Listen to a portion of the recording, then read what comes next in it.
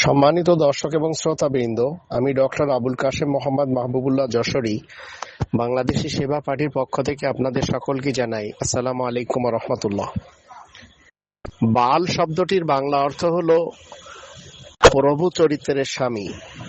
তো আরব দেশের বাল দেবতাকে যারা মেনে চলেছে, তারা তাকে এমন ভাবে মেনে চলেছে যে তারা আল্লাহ তাআলার দোস্ত, আল্লাহ তাআলার কাছের এবং আল্লাহ তাআলার প্রিয় পাত্র, এই সব উপাধি দিয়ে বসে আছে। এই অতিরিক্ত মর্যাদা দেওয়ার কারণে এই মুসলমান সমাজ জানছে না যে তারা খ্রিস্টানদের মতো কোরআন বিরোধী কাজ করে চলেছে। খ্রিস্টানেরা যেভাবে ঈসা রাসূলকে আল্লাহ বানিয়ে,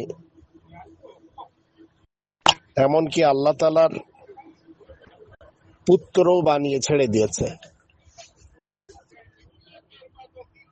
কোরআনের মুহাম্মাদুর রাসূলুল্লাহ ওয়া খাতামান নাবিয়্যিন দ্বারা কোনোভাবেও বাল দেবতাকে সাপোর্ট করা যাবে না এবং ঈসা রাসূলকে আল্লাহ তাআলার পুত্র বলা যাবে না।